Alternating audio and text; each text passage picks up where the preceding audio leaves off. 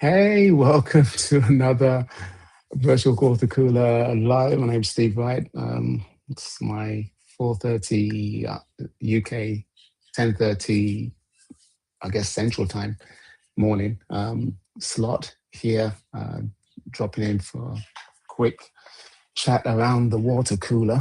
Um, Bit harassed this morning because for some reason Restream was giving me a hard time getting in, but I managed to find a way through incognito mode. Something's going on with my browser. Anyway, you don't need the technical stuff. But yes, this is a little spot in my space. I go live on LinkedIn and Facebook, Facebook group, the managers who lead, and also stick it out somewhere in YouTube land as well. So um, it is ad hoc. I invite people from my space to just, if they've got time, to jump on. We have a chat. Some regulars come in, some new people coming in. You're all welcome. If this is sort of punched into your feed somewhere that says Steve Wright has gone live, just gone live, then this is what it is. Nothing's off topic really, but I did a couple of things that was on my mind just this week in terms of the World Cup. Can England bring it home? That's the question. That's the question. I think this is their final. I think beating Argentina is going to be their game. So Spain are tough though. So Spain are done well to get where they are. They are a tough team to score against, and they have some firepower up front. So it'll be interesting. I'm actually glad that FIFA, the World Cup is coming to an end. It felt like forever. It's a long tournament. My goodness, especially with 48 countries. So and that's good. Small countries, but it's a long session. And speaking of countries that are in the World Cup, that are no longer in the World Cup, I've got my friend from Japan, who is Mr. O'Neill. Right. How are you doing? You're out here trying to coach the World Cup? I don't know about that. I don't know about that. Oh, gotta make Gotta make the adjustments. Yeah. the micro adjustments. No, I'm just saying that it's. I'm glad we got to the knockout stages. Knockout stages are pretty quick, which is nice. The group stages were just long, lots of groups, and I said it's 48 countries. It's more than I think it's more than it's ever been, and. So yeah, we're getting down to the wire. You're speaking a foreign language to me, and it's not Jamaican. I have no idea what you're talking about. But is Jamaica in the World Cup? No, we didn't qualify. Oh. which got kicked out. I think Because Curacao. you weren't yet moved into the country for tryouts. But now that you're there, I you're wouldn't jump try out. roping, you're coaching. You're gonna make Jamaica great again. Oh, for the World stop! There you go, Maja. No, actually, I heard you say, I heard you whisper to me as a political campaign, Jamaican it great again. Jamaican it. Jamaican it great again. There you go. That would probably work better than making Jamaica great again. But still, how are you? I saw your post with a in-person interview. Oh, Met somebody. yeah. Yes. I thought you were going to say the 10K because that was no, yeah, I saw your post about the 10K too. And today I got the times. They sent the lap times and the placements. And here's the sad part. Good, it's a glass half full and empty. I was 9th male in their 20s and 15th place overall with the wrong times. The time I recorded for my last lap and their last recorded lap for me, greater than 2 minutes difference in speed. And so even for the sake of argument, if we were to take those 2 minutes off of the last lap, that would have moved me into the top 10 alone. Not to mention, if I knew how many laps I was running, I would have evened out my pacing. Looking at the times, you'd be like, what was this guy doing? Well, I was confused. It started to, I did not expect it to be a lap. We had this whole park. I mean, easily could have Mr. been a 10K. Mr. The Whiskey. Mr. Lewinsky, as in the words of Shakespeare, I think the man doth protest too much. It's okay. It's okay. it's okay. Well, this is Truly, all true. truly. I made a whole video about it, about how it's okay. Good. But it is disappointing because this was my first ever 10K. So this time was going to be the. Is it your last? This was going to be the goal setting, right? This was the goal setter because it was my first 10K. So, Mr. Anyway, I Lewinsky. didn't get any awards. You know, I mean, participation medal. No, they didn't do that. You know, it was only if you were. Well, you know what? I didn't even stay around long enough to find out, because this is ridiculous. I mean, I got me sprinting through the finish line, and they're like, how to say, you already finished, 12 minutes ago. Well, I'm just doing this one for charity. Okay, is it illegal for a man to run an extra lap, an extra 2.5 kilometers for fun? Is this a Gen Z thing? Does it in the scheme of things? And you're a wise man. You're wise beyond your years. So it's interesting. It's interesting to hear the stories around this. Kudos to you. If I had my hat on, I would take it off. I would put a hat on. Yeah, mise en place right there. He's got it ready. And then I'll take it off for you running the 10K. It's your first 10K, right? Right. And that's why it was especially important that it went well. It went well, but it didn't go as planned. Well, you wouldn't apply that mindset to your first podcast.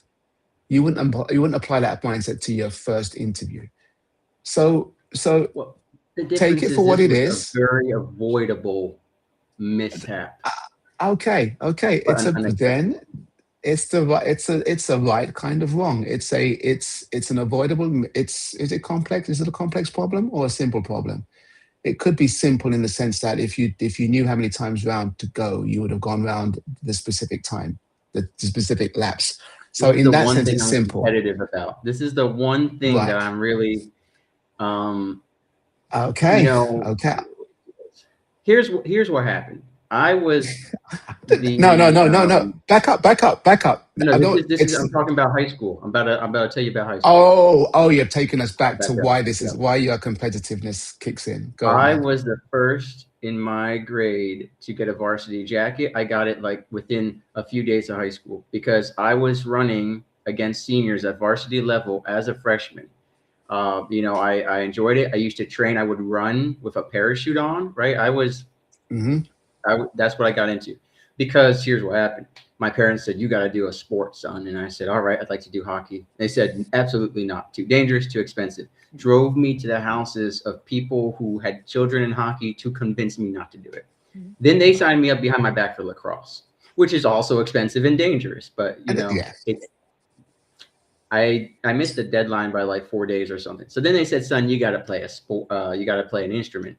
So I said, well, I'd like to play guitar. It's very versatile, whether it's country, gospel, romance. You can play pretty much anything. It's portable. No, son, too common. Too many people play guitar. Pick something else. I said, well, piano, classic gentleman, blah, blah, blah. Too common, son. So I ended up playing the violin. Well, I did get into sports through cross country. I don't know. I guess my parents just signed me up for this summer program. Found out that I loved running, was great at it. Got a varsity jacket, first person in my grade, right away. I mean, we got that thing rush ordered. And everyone basically, I can't swear on this. Everyone called me, what would you call it? Gay slurs or not a real man. They demasculized me because running's not a real sport. All you do is run. It's not real athleticism. It doesn't take, anyone can do it. And so all these redneck wannabes, because I grew up in such a redneck wannabe part of New Jersey. Ugh. Anyway, I was great until coach pushed us too far. And me in particular, I got severe shin splints, and microfractures even. And, they just didn't care. Race after race after race, training. I ended up leaving cross country to heal. And I came back, and randomly one day in the military, I signed up for a 5K. with like no training. I had maybe jogged here and there. I was trying to heal. And this is years later.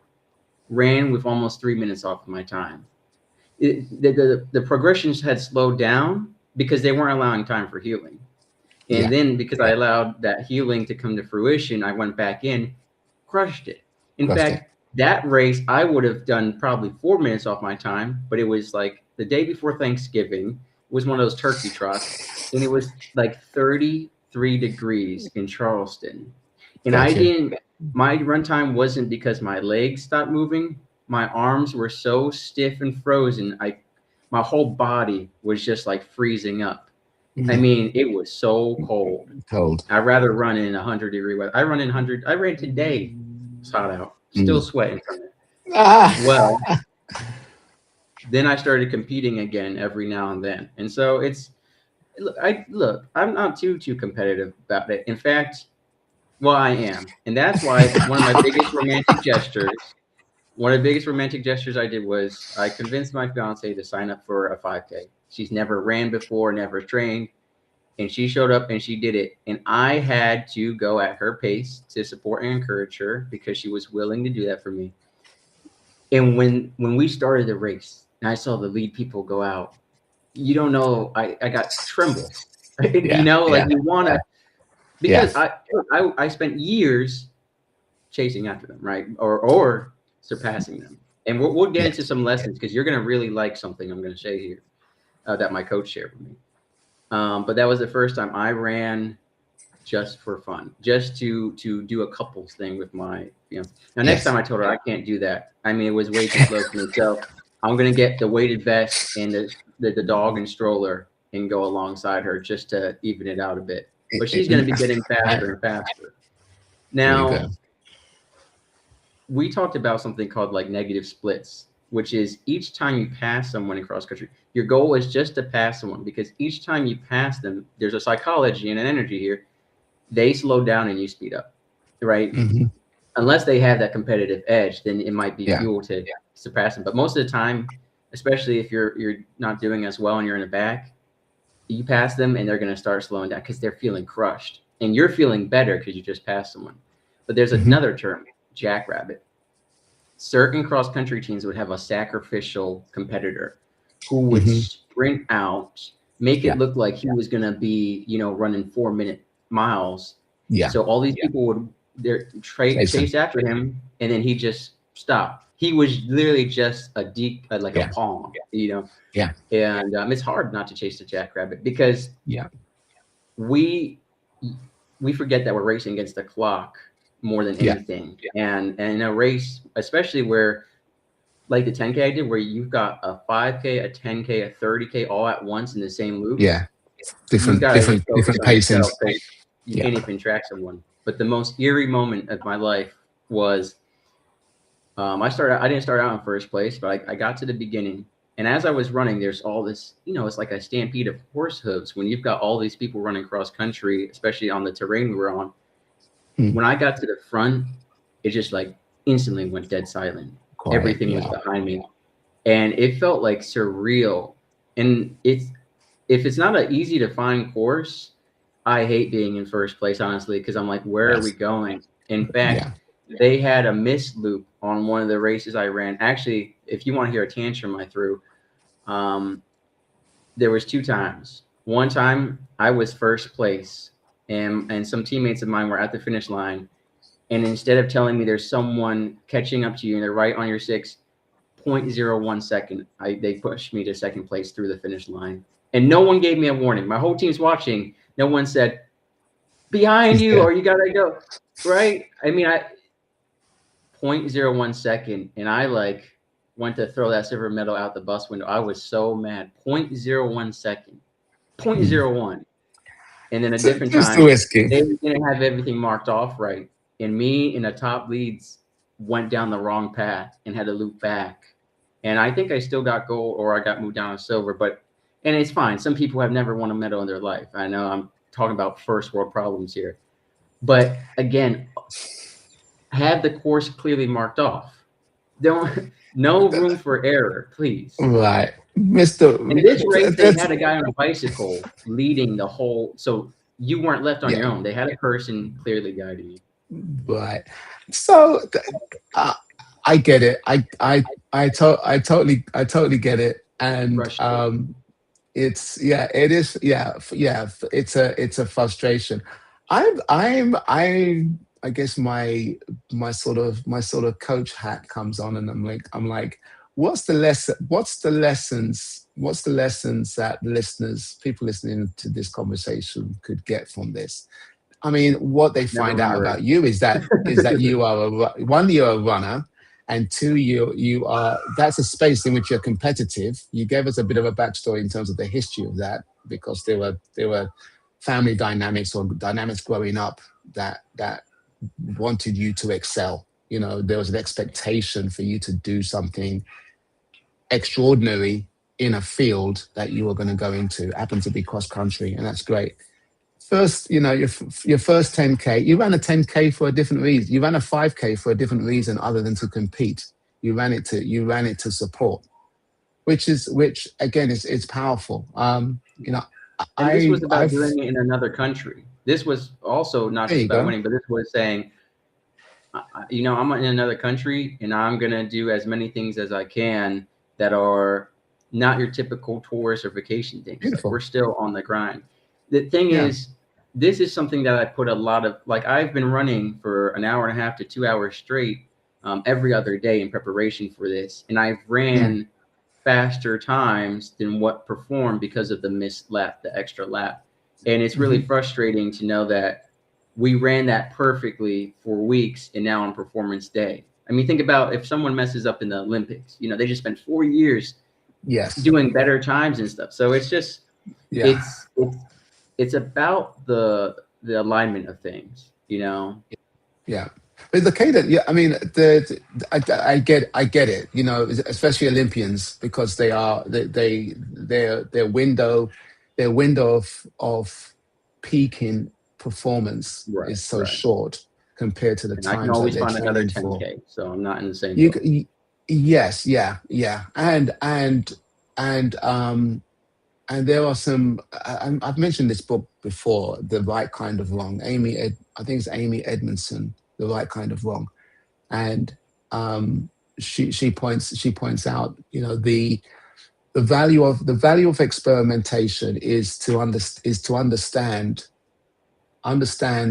the result, not necessarily to get the result you want. That's a good thing. You know, you plan a trip and the trip happens. That's great. You set something out and you achieved it.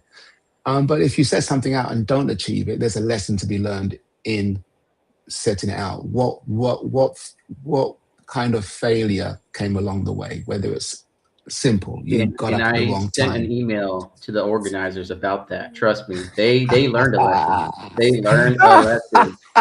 ChatGPT was translating it for me and says, I think we should make your tone a little less harsh or a little more professional. And I said, I'm asking you to translate, not to coach. No, but keep the tone. What made it most frustrating is this was my last 10K during my time here. And so the goal was really to show up, do the 10K, to do it, you know, in a right manner. But I'll give everyone some good news. Good news. Please. That's unrunning related. I had applied to be a comedy feature at this place. I won't name drop them, even though I want to. But they kind of gave me the runaround in the emails. And it seemed to be a little bit of racism going on too, to be honest. But, you know, I can only email them so many times, and they keep saying, yeah, we'll get back to you, or this or that, or, oh, we really want to highlight Japanese local talent, even though our social media shows that we've only been highlighting Americans for the past 2 months that you've been following our social media. Anyway, the Lord opens bigger doors when he closes other ones. There you go. I don't have the poster made yet. This is a reference one. I'm now having my own private comedy show at a venue because the bar owner, I just asked her casually, I said, can I have a private comedy show here? The Cowboy Samurai Comedy Live, you know, Southern hospitality meets Japanese politeness. And she was like, well, I was supposed to have an art exhibition and an English speaking event, but the person doing it broke their legs and had to cancel. So now Got the spot. Like a 1 hour private comedy special, but I don't want to do an hour, so I'm going to try to find some comedians to do a 5-minute opener, 10-minute opener, and then Mr. Whiskey time. But this is actually the biggest comedy opportunity I've had. I'm going to sign posters. I'm going to be dressed in a way that that supports. Yeah. Wow. Well, kudos. Yeah. I may not wear pants to you. underneath my happy coat. I may just have underwear that I will flash at some point for some kind of comedic reference. Whether it's the Godzilla underwear or the Hello Kitty underwear, whatever, will fit not the Predator socks. Not the Predator socks, right? It's not. I forgot about that. That's a good recall. Yeah.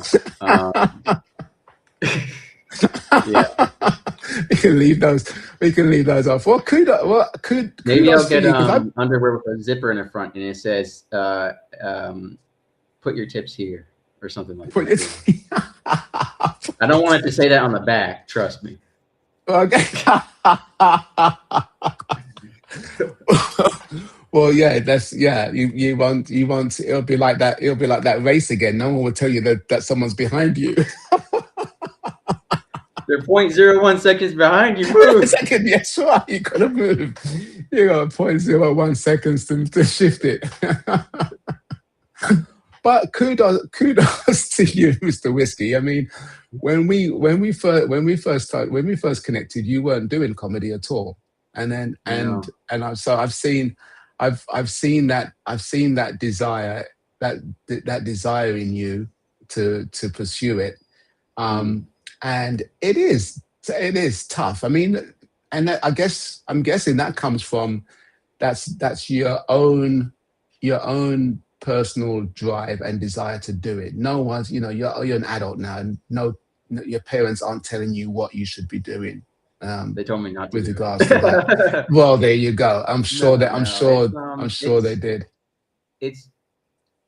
It's kind of, I wouldn't say it's an expectation.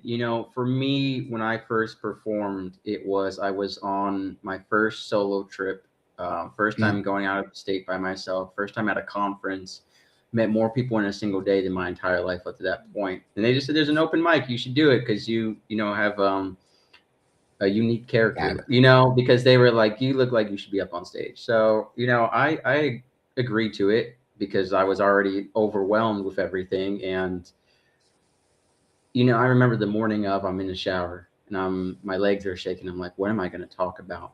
And the great part of it was, we get to the event ahead of time to set up. And I said, please let me be one of the first people to go. I'm having like anxiety attacks over this. I've never had my heart pound that much before. My legs are shaking. Wow. I'm like physically sick. I'm like, I want to enjoy the show too. All the other performers, I can't do that when I'm like anxious. So I said, please have me be one of the first people to go, like first, second, or third. Yeah. Somehow the guy hears third to last. Okay. So he didn't tell me he heard third to last. So I'm waiting for them to call me. And we went through like 19 people. So I was third to last before the headliner and then the guy running the event. And they said, well, we thought you were going to be one of our strongest comedians. So we anchored you, especially because you kind of requested it. I was like, no. I said first or third, not from the bottom. Why would I would have said that. Yeah. Third from last. And I remember the second guy who went up, I think it was, had wrote the script for SNL for 17 years. And I was like, what kind of open mic is this? This is not amateur hour. Wrote the script for SNL for 17 years? What? I said, I was in the shower this morning peeing towards the drain trying to think of a joke. I mean, this is not good. And I missed a drink because I was shaking because I was nervous. But it was, some of my jokes didn't land because they were for a younger generation than the audience definitely was. I had that was the largest audience I ever had, but it was my least experience. And it was before I was on a more righteous path. And so I actually don't have it posted because some of it was crude humor that I wouldn't do nowadays, which I still struggle with sometimes for sure. But I'm excited for this one. I'm going to be making fun of New Jersey. So that's going to be a good time. I think I'm going to have to make fun of the Hello Kitty girls a little bit and I'm going to be talking about not in a bad way, but essentially, I realized something, that Godzilla is just the male version of Hello Kitty, and there's a double standard with it. If every girl in this country has a Hello Kitty charm on her bag, and it's considered Okay. kawaii, but if I have a Godzilla figure, somewhere in my collection, I'm a otaku, I'm a nerd, I don't have a girlfriend. Okay. It's called a double standard. So you can have Hello Kitty, and I can't have Godzilla. And you want to argue? Godzilla's not cute. He's disproportionate. His legs are too big. His head is too small. Funny, because Hello Kitty has a 50-foot headspan and a 3-foot body span. And I said, you're pretty disproportionate yourself, because you're such a small frame but such a big mouth that won't stop complaining. Yeah, so I don't know what I'm gonna. I'm ready, Steve. Well, I'm just nervous about the cultural difference. Performing to an audience with English as a second language. Yes. I think I cannot really do play on words, right? Because you have to have nuance a level. Is tough, yeah.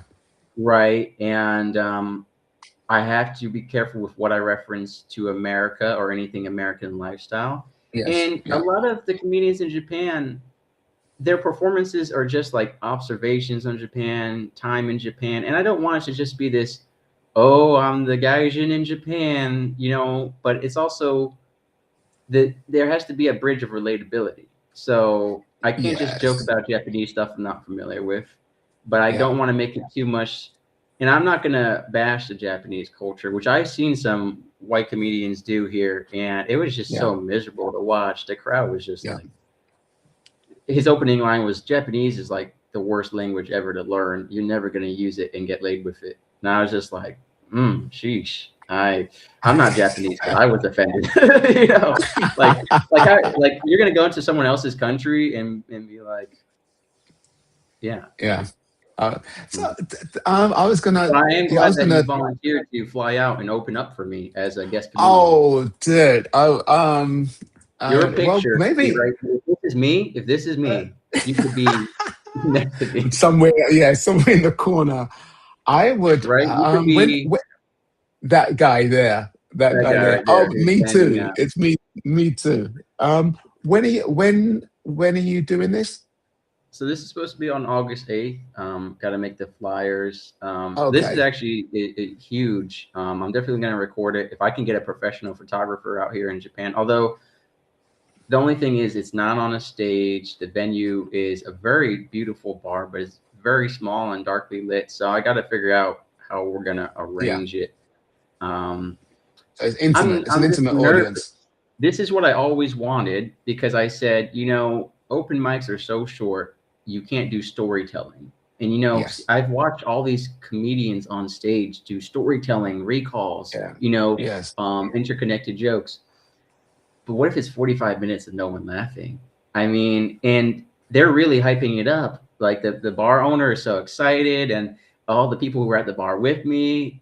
So I'm trying to get some of the military guys over here to rally up to get at least have some English speakers in there, and Okay, so you can riff. You can riff off the money to people to laugh loud. Yeah.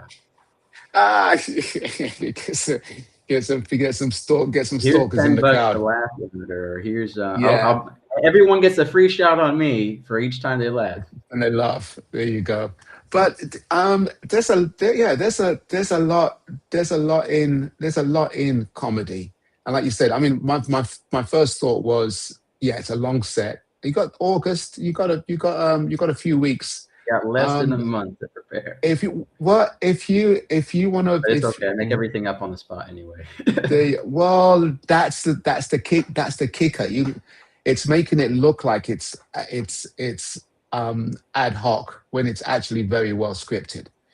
I think that's the comedic art, whereby your story comes across as like you just having a stream of consciousness chatting, like we are here. Nothing here is scripted, right? You go on about I'm reading from an AI right now. This 10K. This 10K.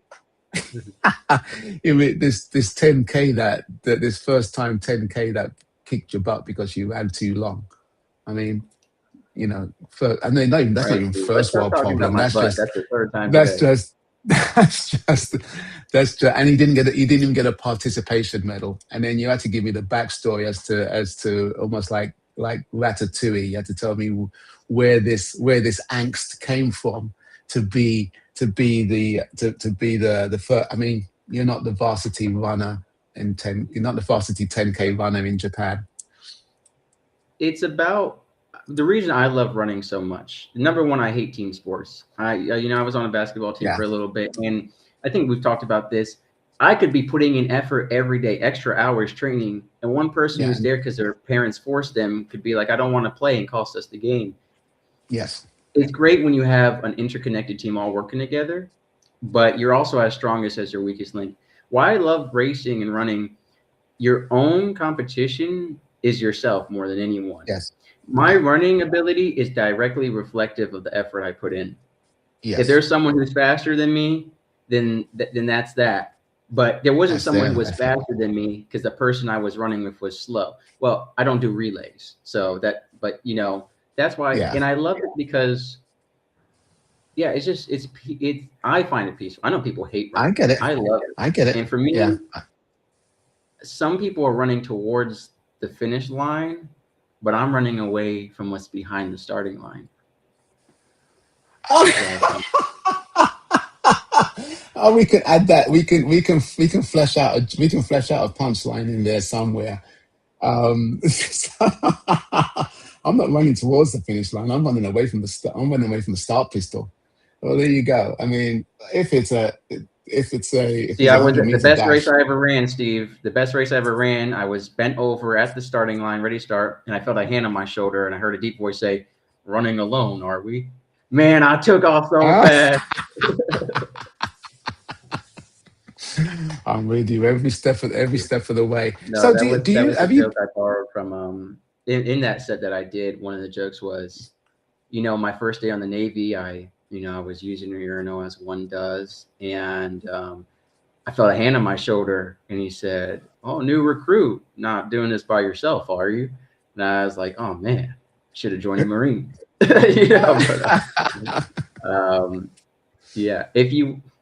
I can tell you a really funny story along those lines. Actually, this is a real experience that happened to me in Japan. Is this likely to be part of your? No, what I'm saying is. I'm not going to share it. I don't know if I'm going to share this or not. I'm thinking about it. I don't know if they'll resonate with it or not. The Japanese audience. I know American audience will.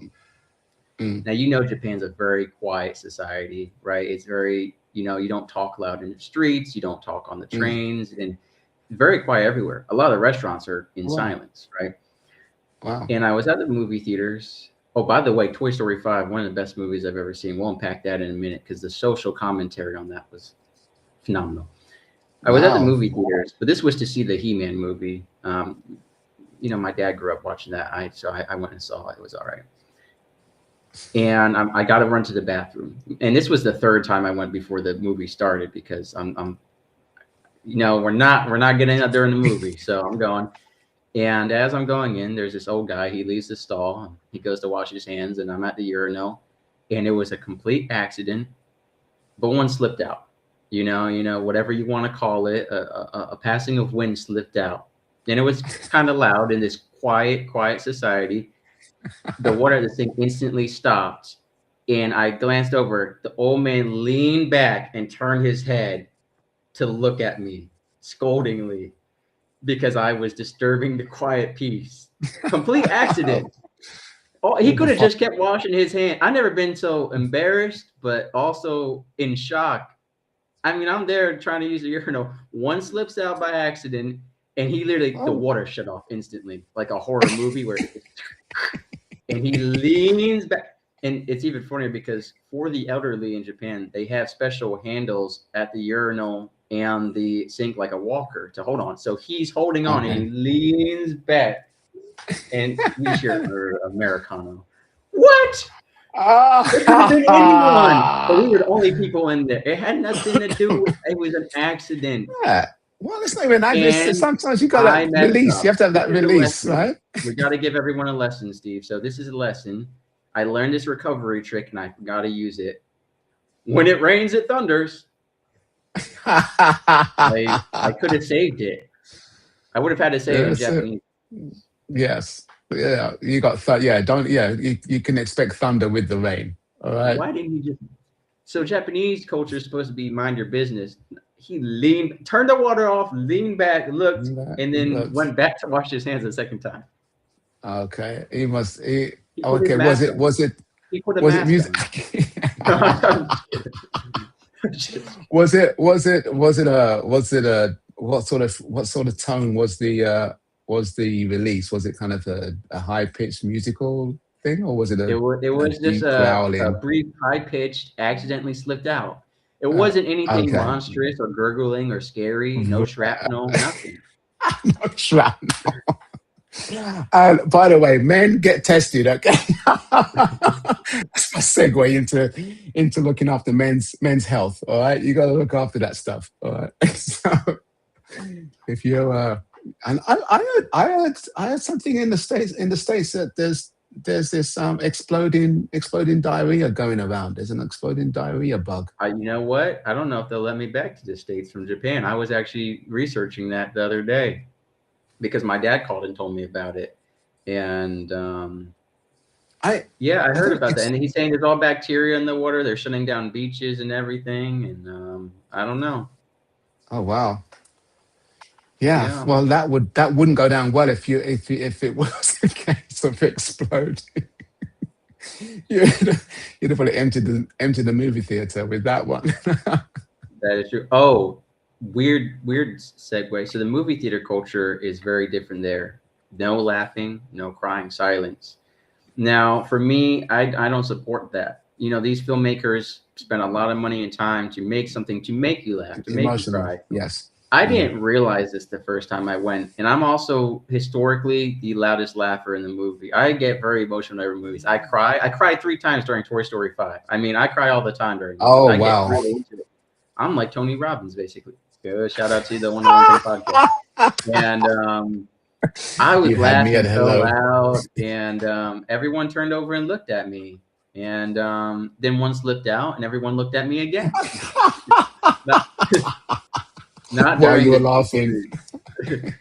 Right. Well, I tried to laugh and do at the same time, but I stopped laughing and then it came out. So then I laughed again. No, but I've seen videos where they're like, okay, I'm going to drop my textbooks at the same time to cover the noise. And then there's a delay and the textbooks drop and then it just comes out. No, it was so great. And they say for the whole credits, not a single person moves from the credits. Which I guess is respectful. And and I really wanted to go see it in Japanese because I thought it'd be cool to see, Joshua Buzz the Lightyear, Star Commando. But it didn't happen. I saw it in English, But it was good. That movie, I think it's a little late, but not too late. It definitely is something that has been going on. And have you seen trailers for it or anything? I haven't. No, I haven't. I heard some of the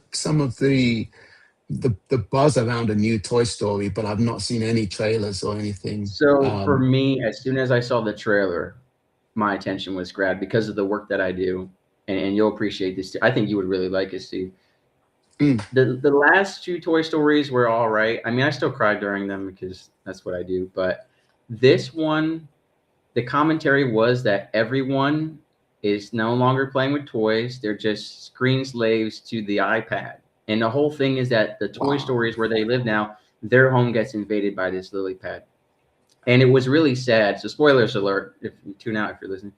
The premise wasn't just that the home was invaded by a tablet. The premise was that this kid was creative, had a great imagination, and she struggled to make friends because everyone else just wanted to play on the iPad rather than make believe with her or play outside. And and her parents just give up on her not having any friends. So they buy her an iPad to be connected online. And then she gets invited to a sleepover thinking they're going to all hang out. And they're just all sitting on the couch playing on their iPads virtually. And the iPad is sentient, like the toys are, because it looks like a frog. And it believes that the best way to make this girl friends is to conform her personality to everyone else online. Whereas the toys are like, Mm-hmm. no, she is unique and she's going to Yes, find the like right the person to toys. be friends with. Yeah. And so, long story short, the iPad tries to make her friends online. She doesn't fit in with them. They actually end up bullying her, making her cry and depressed. Mm. And then the toys manage to find her a friend who is just like her. And the social commentary on online bullying, on screen time, on the death of imagination, on Yeah. iPads making people grow up too fast. I couldn't believe they threw Yeah. that in there. They talked Yeah. about these 9-year-olds or like adults, what they have access to. Yeah. I mean, it was Filters really and yeah. emotionally moving. The parents don't know what to do, so they just cave in rather than Yeah. encourage her. It was sad. I mean, I cried. Wow. And then one of the toys had abandonment and trauma issues because they had gotten thrown away by their previous owner. Yeah. And major spoiler, they spent their whole lives feeling abandoned, You're spoiling discarded, for me unloved. too. I won't say anything more. I won't say anything more. You But said I mean, you said enough. You said enough for yeah, me to go look for it. yeah, It's out now. I guess it's out it's in general theaters now. Yeah, release. Okay, then but I'll have a look at but it. as soon I've as not I saw seen the it for ages. trailer, what a good concept to say to use that movie, a very famous movie that a lot of kids are Yeah. attached to Yeah. really make social commentary that was easily digestible, Yeah. really eye-opening. And it's nothing that we don't already know, but it Right. really just and it addressed racism. Mm. More so basically the main character because of the You're iPad in that spoiling it house again and for me, right? everything. Okay. No, yeah, you had me at iPad. You know, Yeah. I remember Steve Jobs Steve Jobs never let his kids have an iPad. Um, you know, When you make something and and you know how bad it is, yeah, so you don't let your family and use it. I mean that says so much and in itself. Zuckerberg's kids don't have Facebook accounts. Well, I don't know if that I don't know how true And that your is, kids but I don't mean, podcast. I'm just and kidding. there you go. I barely podcast. I've still got. Our show is being germinated right now. I did take your rebranding advice, so I've got it. I've got my logo rebranded. I've also changed the platform I'm hosting from. I'm going down the Riverside. Riverside allows you to host from there. Um, and I'm I'm pushing the video out to YouTube. So there's a lot of things around that launch episode. So bear with me and Right. forgive me for the delay You're on it. you're you're But pedaling up the riverside without a paddle. there you go. Yes, I've just got my hands in the water doing this rather than actually In taking a fact, proper. I won a doggy paddle relay as a varsity swimmer once. Of They course you did. I don't know. Sometimes people don't believe all the things I do. Sometimes I was talking to people at the bar the I other don't night. believe They all the didn't think things you that do was real. sometimes. And I don't know why they had it, but I won a free T-shirt from it. They put me on this doggy paddle relay, which I don't know. Someone in charge was like, "This would be funny. Let's make the kids do these high schoolers do a doggy paddle relay." Mm, Yeah, there you but go. Steve, There you go. we glanced over something really important, which is the fact that you've had a whole week since we last spoke to prepare a Jamaican joke or a British joke or a joke of Oh. sorts. Um, I want I to. guess Where's your cohort at? I'm going to give them a I, call because I don't think they're I doing their guess. job. Not holding you accountable. I don't know. To I guess it's my little bit of it's. Am I rebelling by not having a joke? I think Am I so. not? I'm non-conformist. Thing is, I think I laugh at things so quickly that they're not necessarily objectively fun. They're not objectively funny for me to recount the story, right? So I was out with my mom yesterday. Oh, I was yeah. Well, I can't. Even, it doesn't even make any sense um, to actually recount the story because I have to explain so much about the culture that the Right, joke like wouldn't that road land, joke right? at one time. Yeah, like the road joke, right? If you don't know the state of potholes in Jamaica, you understand that there is no left-hand side of the road or right-hand side of the road. There's just the best side, because you're literally waiting for traffic to pass, and you're driving on the same piece of road that traffic was on, because your side is a crater. Right? Jamaicans have a great way of, they can be self-deprecating and they can be insulting at the same time. They can say something, they can call you out for being, not quite all there, and it sounds it can sound demeaning. But a lot of the times it's not even said. It's not even said in a way to put someone down, to lift them up, as much as we're all in the same boat, Um, and yeah, like I said, there's terms that don't make any sense. Like, do you know what do you know what a breadfruit is? A breadfruit? A breadfruit, yeah. You don't know what a breadfruit is, right? Yeah. So if you don't know what a breadfruit is, you wouldn't know how to eat it. You wouldn't know how it's prepared. So you can boil breadfruit. Yeah, that's any food. You can fry breadfruit. You can it tastes like bread. It's a fruit, literally. It's like the size of a coconut, and when it's cooked, the flesh is very kind of bready. It's a starchy kind of. It's funny because you think of fruits being sweet, and this isn't necessarily a sweet thing. You eat it like you'd eat potatoes or plantain, or green bananas. So, but we roast them here, and there's a commentator on the radio show talking to one of his guests, and the guest was going on about something just really stupid, and he's the host said, sorry, about a 10K here. About it wasn't about 10K, but it could well have been. And then the host says he doesn't know. The host says you're beginning to sound like roast breadfruit, which makes no sense whatsoever. Because what does a roast breadfruit sound like? And that's the kicker right there. That's the punchline. What does a roast breadfruit sound like?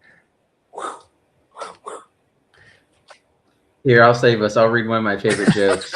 Well, it's a joke I've heard a couple of times. Don't tell me someone walks into a bar.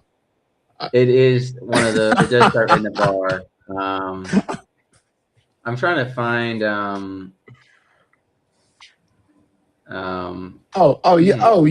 You're getting prompted while we're on, are we?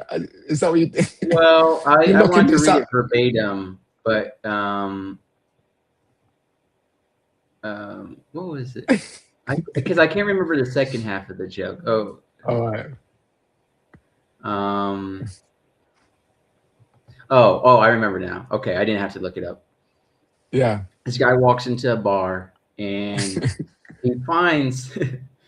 So this guy's in Japan. He walks into a bar and he wants to get a glass of sake, and he sits down next to this guy, and on the bar there's a 1 foot tall man, almost 1 foot tall man, playing the piano. This miniature piano. Yeah. He says, I've never seen something like that before. And the guy sitting at the bar next to him, he goes, yeah, I got this genie lamp, and this is what happened. And the guy grabs a genie lamp and he runs outside to make a wish. And he comes back in all angry and flustered. He goes, there's $1 million deer running around the streets. I wish for $1 million, and now there's 1 million deer in the streets. This is a broken genie lamp. And the guy turns and says, do you think I wish for a 12-inch pianist? I've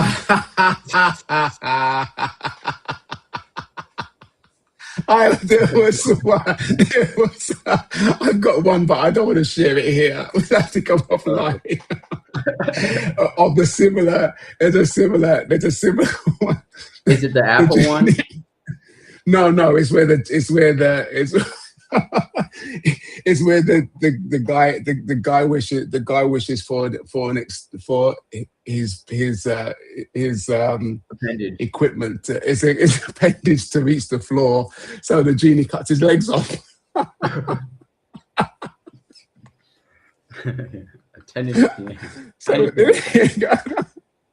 So he cuts his legs off. There you go. That's one way to. That's one way to make sure. News, something make you smile. I was at the bar last night after Toastmasters. They said you're not allowed to give another table talk because you won the best table talk award the last 2 times in a row, and we want someone else to win, and you're just too good at speaking. And some people came up to me and they said, you must be like a paid speaker with stage time the way you give these table talks. And of course, you don't stop talking. You don't stop talking. So that's, I mean, you come on here and like my algorithm says monologue. I'm like, I did say something. Well, the table topics I love because there's so much creativity with it. Like the first time I got an award for it, they said, talk about something related to a rainy day. And I talked about the increase in depression and suicide on rainy days, right? Yes. Yesterday we're talking about change. And I had a great answer for every one of them. What was the worst change you ever made in your life? What was the best change? Or what is something you wish you could change right now? Stuff like that. And I gave my own table talk during the guest comment section because I was like, well, I'm on the platform. Might as well say something. And I said, I want everyone to reflect on something. I was listening to a pastor and he quoted another pastor that I'm not going to quote this pastor, quoting a pastor. He said, if I had the power of God, I would change everything. But if I only had the wisdom of God, I would change nothing. And I heard that the other day and my jaw dropped. And I've been reflecting on it for days. That really, for me personally, that really hit me in the heart. And I want to share that with everyone. I mean, why? It's a profound statement. And we can let's take 2 minutes. Let's take 2 minutes to unpack that because it's if I had the power. How much less I could have ran on that 10K, Steve. That's a sensitive word right now. That's exactly. That would have got you. That would have got you to the top 10. Prom night. 2 minutes. Wow, I can see that 10K, that 10K dug deep, man. That's got to be part of your skit for sure. It's running 10K circles around my head right now. It must be, yes. Your feet must be tired because you've been running around your mind. No, I have a muscle knot in my right calf, and it's incredibly painful. But there you go. And it turns out it wasn't worth a medal. So if you had the power, you would change everything, and if you had the wisdom, you would change nothing. What's the difference between the power and the wisdom that would make you change power is or not change? The ability to change something, but the wisdom. So the way I unpack that quote is I think about Job is one of my favorite books in the Bible. Every young man says they're Job, right? So I understand it's a very popular one, but it genuinely. Really, actually, 1/3 of my book, God versus the Indomitable Human Spirit, is about Job because there is so much in it. Job and Jonah are both parts of the Bible where God asks humanity a question, and in Jonah he leaves it unanswered. In Job, they have a conversation, and he says, "Brace yourself like a man, for I shall now ask you all these things." And that, to me, is that line: just brace yourself like a man.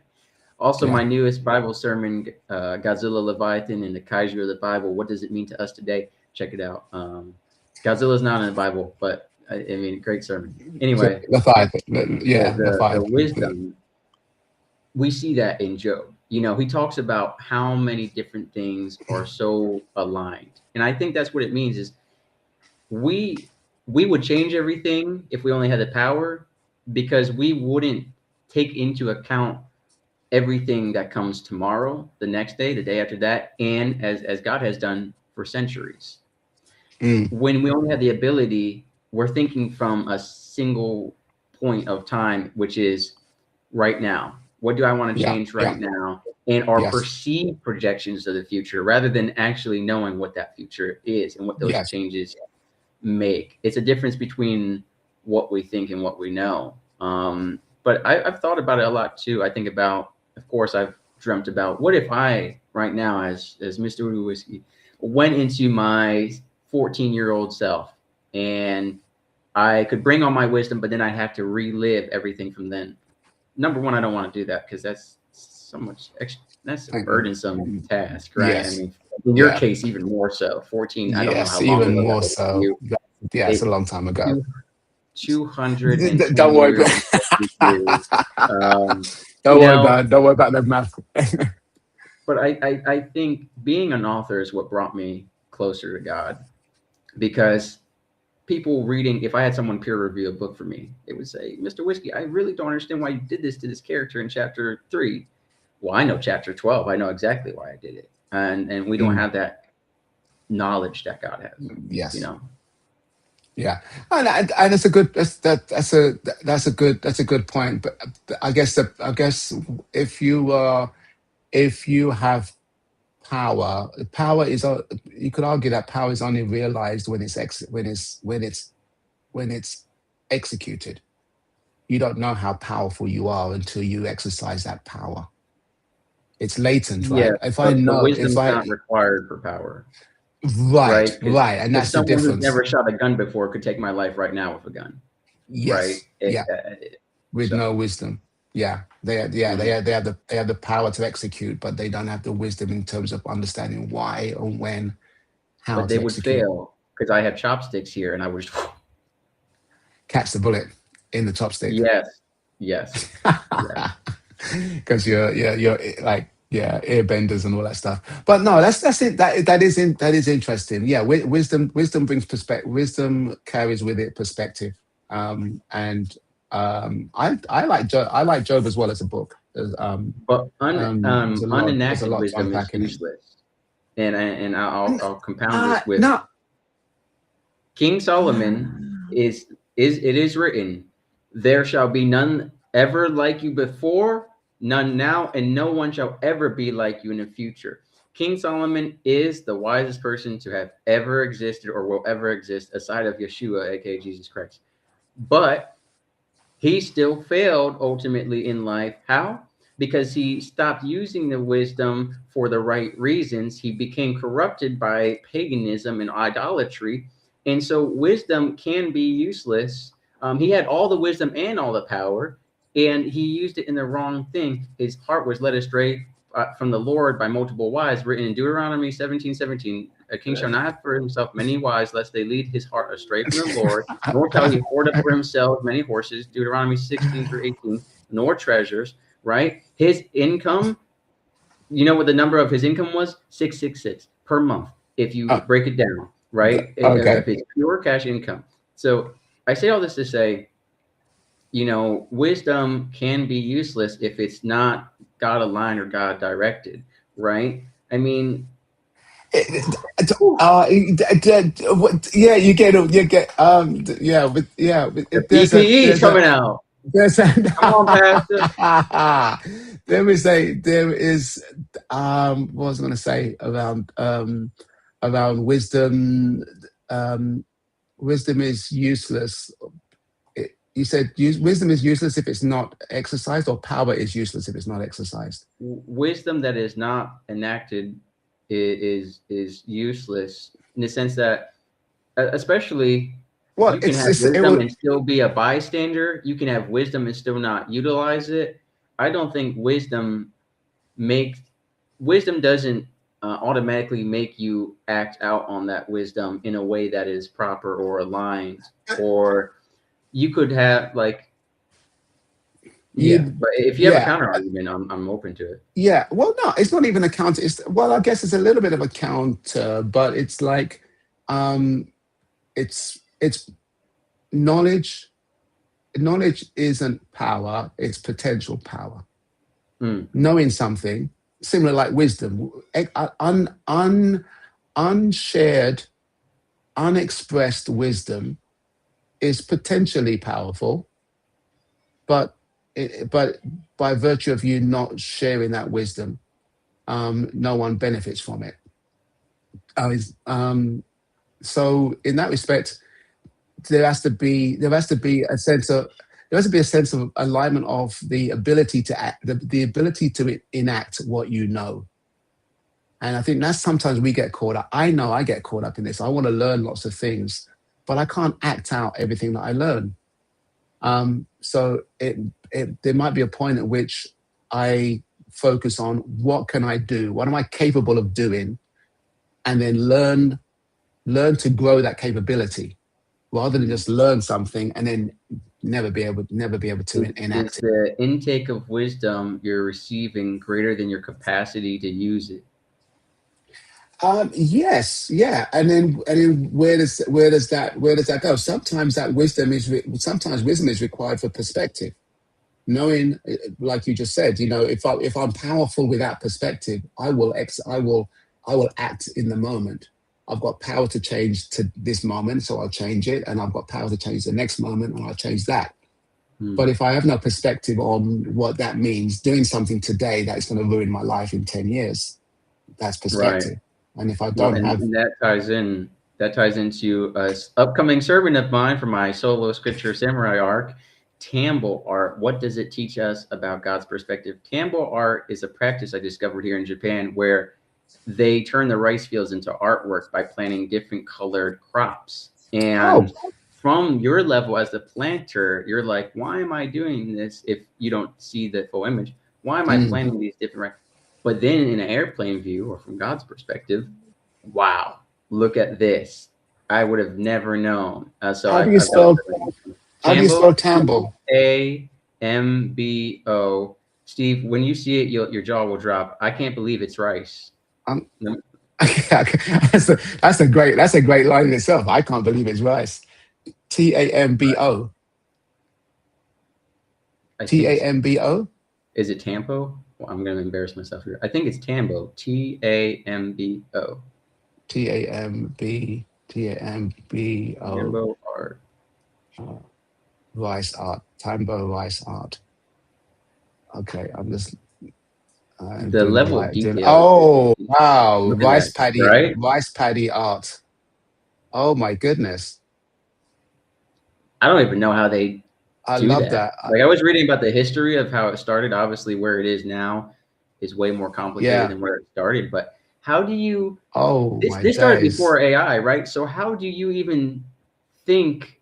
How do you plot it out? I guess you would take a graph of your field and sketch it out, and then follow that graph plot by plot. But that's not something that I have the wisdom to do. Your fiance is an artist. My daughter's an artist, and I use that description explicitly because they both have training and experience in their mediums of creating art. They're not just creatively minded. They are, I would give my daughter and Camille that title of being artists. And they work with medium, they work with imagination. They're both open for commissions. Check the description and links below. They're both open for commissions. That's true. Yes, yeah. My daughter recently did a commission, which was a really nice piece of work. They exercise their wisdom and their power through the mediums that they choose, whether it's acrylic, oil, graphite pen, etching, whatever, collage, mosaic. And this is another form of that in this Tambo art. On a scale that's more than a mural, right? It's one thing painting a wall. To paint a field with a living medium speaks a lot. It speaks a lot to all the people that are involved. Yeah. It speaks a lot to the process. It speaks a lot to the endurance of not seeing your creation come to life until the things grow. I mean, that would do my head in. It's one thing watching paint dry and changing color as it dries, or you putting layers on top of, different colors. You layer in your medium, but to actually put something in the ground and it depends on everything else around it growing, I'm gonna have to look at that up. That's definitely. I was researching it, and my mind was just blown because I've seen, when I passed through Virginia, I think it was Liberty University had on the mountainside their logo, and I assume it was from rocks or something. But this is a whole nother level, like you mentioned, and it's just. It also speaks to patience for sure, like you're saying. And yeah, you should definitely read the history. I was reading a little bit about how it started and stuff, and obviously, what was one person's thing became a competition, or like, and not even in like a competitive way, but just like, oh wow, look what they're doing, let me do it with my rice field. And then each year it gets more advanced and stuff. And but one thing we didn't mention about wisdom, I gotta make a comment on murals. Well, I'll do the murals. So Camille, she's never painted a mural before, and she was hand selected out of like 90 or more people who applied to do this live mural painting. She was one of 25 people among very well-established, famous graffiti artists to do this. And she just finished that this weekend, and I surprised her with because I couldn't be there to record and support. I actually bought a professional photographer for the event to do special reels, videos, and pictures, high quality. And I'm excited to post those soon so you can see what I'm talking about. But with both her and I recently, it's been a lot of just like, one thing is like, you won't get the opportunities you don't pursue, right? I mean, in her case, worst case scenario, she got told no. The bar owner could have told me no. But now I have a private comedy show that I'll be hosting with her, all because I wasn't afraid of the embarrassment or rejection of a no, right? I mean, sometimes there's bigger consequences than that, but I think you should pursue it. And I think like there was a gentleman that I offered to open for the 5-minute spot because he said he wanted to pursue comedy, and he declined because he'd rather be at the beach that day. And for me, if you really want to pursue something, your priorities will show that. For example, when I was qualifying in the Naval Nuclear Pipeline, I got an officer aside to give us a special training, and my peers said, nah, I'd rather go eat this burrito for breakfast and not work this early in the shift. And they turned it down, and I was the only one who went by myself.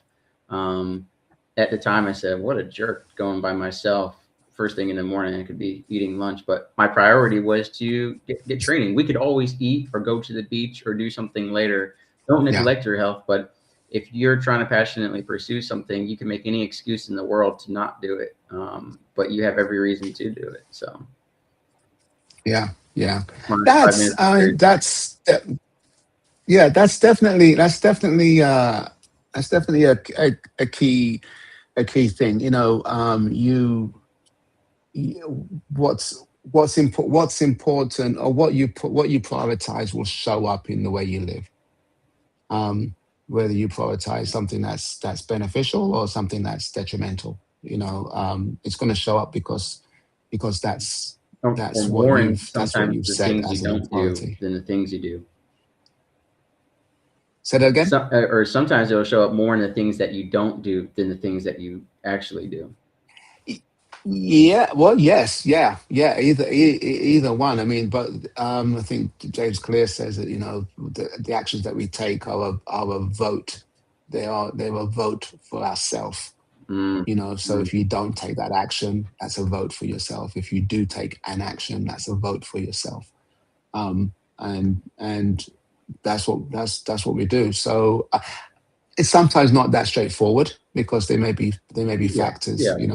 You running an extra lap is just a factor of the race. We won't hold that one against you because you didn't want to run an extra lap to mess up your time. It only made me more powerful. Just coming full it only proved that I was a what doesn't kill you. And all I can say, as I said in that video, not to brag, but I said I also know that in running that extra lap, or even just doing the 10K, I did more than most people do in a month or sometimes months. And I try to remember that too, because you shouldn't accept everything in your life or be proud of all the things you do in your life by comparison to people who are doing less. You should hold yourself to this high standard that you want to achieve.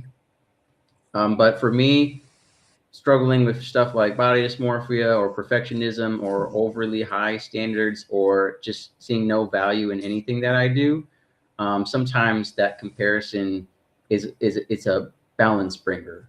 It's not the source of what I'm feeling, but sometimes it's a good refresh call, because when you only chase after this very fictional, dramatized high standard, which is good, and you lose sight of reality, it could be a good wake up call. So, and that's something I have to do a lot, because I still feel 90 pounds, and but the scale says otherwise. The looking in the mirror says otherwise, and I have to sometimes go back to where I was, because I'm so focused on where I want to be, and I forget where I was to where I am now, to see that projection and growth. I'm going to drop. That's a summary of that's a summary cliff notes of a book called The Gap in the Gain. Benjamin Hardy, and sometimes we focus so much on the gain that we want, we forget. Or no, we focus so much on the gap between where we are and where we want to go, that we forget about the gain that we've achieved from where we started to where we are now. And both of those are good he drivers for. Yeah, he probably did. Coach Wright, he wrote it before you were. Did you start your book? He wrote it before you were alive. But did you start writing your book? I've not started my book yet. I've not started writing my book. I still do video. I still do sort of video vlog entries. But Annie Cook, help me. I need Annie to. Well, I don't need Annie. Well, I would like to have Annie in my corner for guidance. I can't help you. For guidance. I mean, you could. I mean, you're definitely. I've got authors in my corner. No, I haven't been featured in 7 books this year. I'll start journaling. I just posted that on my website for fun. I haven't actually been featured in 7 books this year. So you haven't? No, I haven't. You have? I couldn't help you if I wouldn't know nothing. All I know is I'm gonna title your book "The Right Mindset." WRIGHT. The Right Mindset. The Right Mindset. Oh, that's an interesting title. It's an interesting title. Earlier when you talked about that other book, The Right Way to Do Wrong or something, or whatever it was. Yeah. I was gonna just plug your name and say you should rebrand it, but I'm picturing you in a hammock, in Jamaica, just working on this manuscript, barefoot. No, I am barefoot, which is nice, but yeah, there's that stereotypical perception of the Caribbean being all coconuts, and actually I do all being coconut water, drinking water straight from the coconut. Roasted breadfruit all the time. Breadfruit. Oh, breadfruit. Oh, it's breadfruit. I thought it was breadfruit. That's the British accent. My bad. No, breadfruit. Yeah, breadfruit. So, but yeah, there's an element of that, and it's I love the green. I love the sun, and I'm working with the people. So it's definitely. It's quite a shift culturally, but in a way that is actually comes back to meshing wisdom with power, understanding how much power you have, agency to make things happen, and how much wisdom you have in terms of understanding what you can change and what you can't change. Because there's no point me being powerful without wisdom. And it's no point me being wise without the power to enact wisdom. The best of both worlds, according to Ecclesiastes, is don't have any wisdom at all. It's a curse. It's terrible to know all these things. You can't argue with stupid people who think they're right. And the real bliss is in ignorance. So That's kind of the summary. There's a few lines in there kind of like that. I mean, the conclusion of the matter. Yeah, the conclusion of the matter. Right. Is that you know what? The conclusion. And on that note, I'm going to conclude this matter. Okay. That was a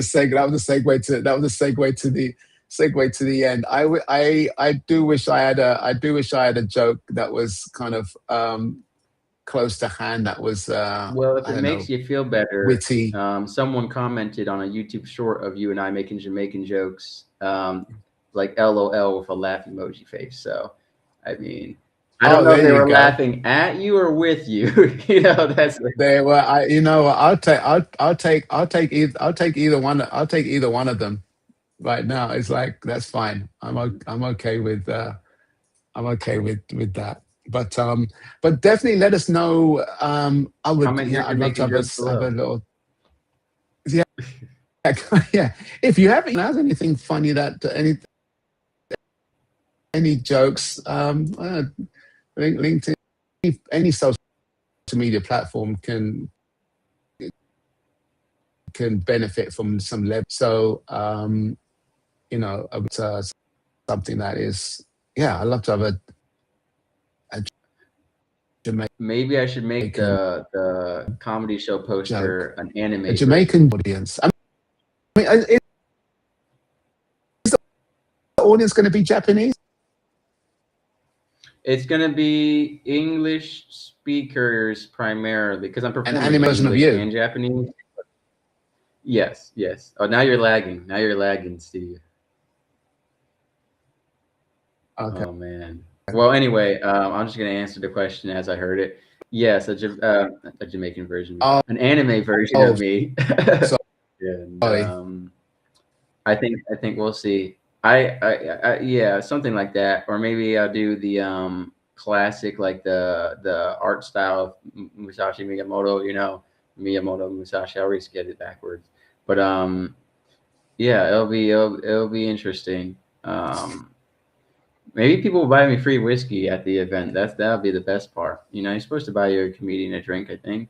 I see people do that for, musicians, but it's usually men buying women drinks at the guitar because they're hoping to get some. I doubt there's going to be anyone buying me drinks, unless they'll say, here, maybe if we buy him enough drinks, he'll actually get funny.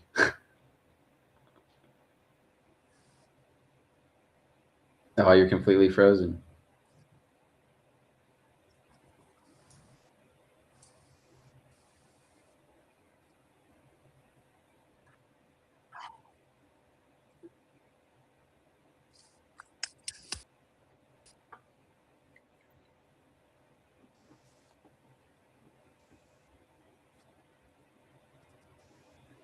You go.